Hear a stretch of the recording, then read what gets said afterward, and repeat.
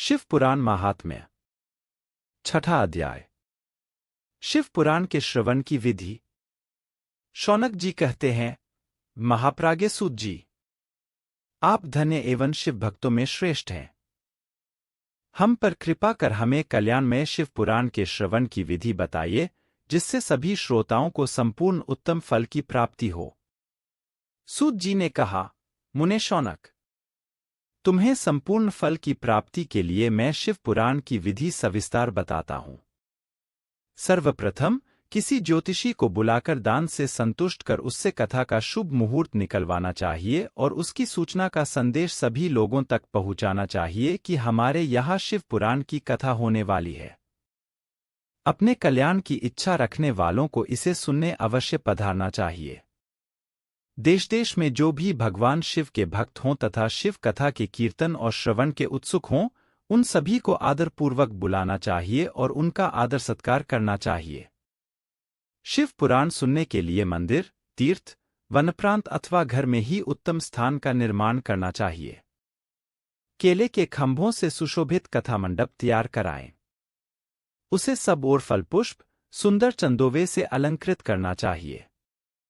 चारों कोनों पर ध्वज लगाकर उसे विभिन्न सामग्री से सुशोभित करें। भगवान शंकर के लिए भक्तिपूर्वक दिव्य आसन का निर्माण करना चाहिए तथा कथावाचक के लिए भी दिव्य आसन का निर्माण करना चाहिए। नियमपूर्वक कथा सुनने वालों के लिए भी सुयोग्य आसन की व्यवस्था करें तथा अन्य लोगों के बैठने की भी व्यवस्था करें। कथा बांचने वाले विद्वान के प्रति कभी बुरी भावना न रखें।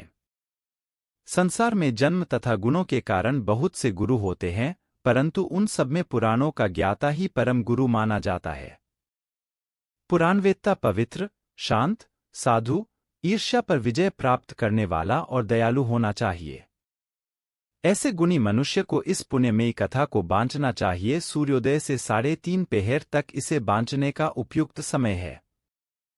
मध्याह्न काल में 2 घड़ी तक कथा बंद रखनी चाहिए ताकि लोग मलमूत्र का त्याग कर सकें।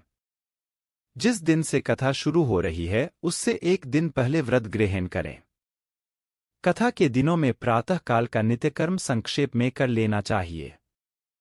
वक्ता के पास उसकी सहायता हेतु एक विद्वान व्यक्ति को बैठाना चाहिए जो कि सब प्रकार के संशयों को दूर कर लोगों को समझाने में कुशल हो। कथा में आने वाले विघ्नों को दूर करने के लिए सर्वप्रथम गणेश जी का पूजन करना चाहिए। भगवान शिव व शिव पुराण की भक्तिभाव से पूजा करें। तत्पश्चात श्रोता तन मन से शुद्ध होकर आदरपूर्वक शिव पुराण की कथा सुने। जो वक्ता और श्रोता अनेक प्रकार के कर्मों से भटक रहे हों, काम आदि 6 विकारों से युक्त हों, वे पुण्य के भागी नहीं हो सकते। जो मनुष्य